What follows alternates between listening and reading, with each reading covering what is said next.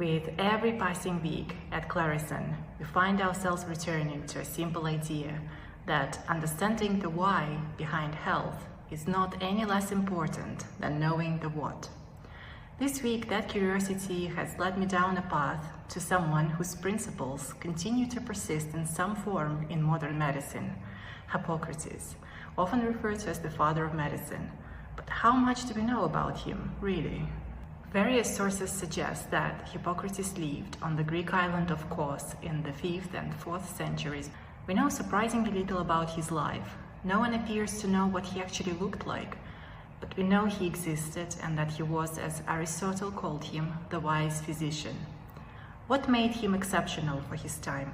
According to a paper published in the Journal of the Royal Society of Medicine, for one, he rejected the prevailing belief that illness was a punishment from the gods sent by supernatural forces. He insisted that sickness had natural causes and could be studied and understood. He also broke with tradition by opening his knowledge to outsiders. At a time when medicine was a closed craft passed down within families, he established a school where anyone who wanted to learn could study, provided they abided by the ethical principles we now know as Hippocratic Oath. One of the striking things about Hippocrates is his approach to learning. He was deeply critical of doctors who practiced without adequate preparation.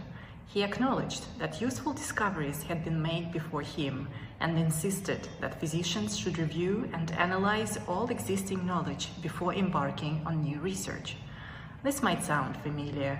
It's very much a call for what we now call systematic reviews, the practice of gathering and synthesizing everything that is already known before adding to it. In an age where medical research pours out by the thousands of studies each year, the need to step back and ask, what do we actually know, feels more urgent than ever. But perhaps the biggest difference between Hippocrates' approach and much of modern medicine is where he placed his focus. Hippocratic physicians didn't just look at symptoms, they looked at the whole person.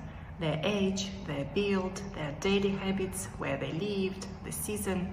They adapted their advice to each unique individual, drawing on past experience to guide their decisions. In the 21st century, we have tools Hippocrates could never have imagined, but the center of gravity has shifted. Modern medicine still tends to focus on the disease, while Hippocrates focused on the person living with it. He asked what led to this, what patterns in this person's life might have set the stage for illness. His therapies reflected this. They involved changes in food, exercise, and daily routines. They were about tending to the ground, not just cutting back the weeds. Now, this isn't about romanticizing the past or dismissing modern medicine.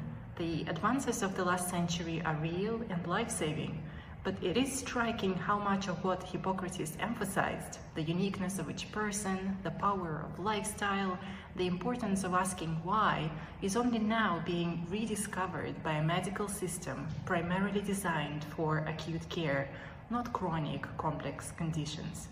Hippocrates understood that health doesn't live in a single symptom or a single test result. It lives in the intricate daily interplay between a person and their world.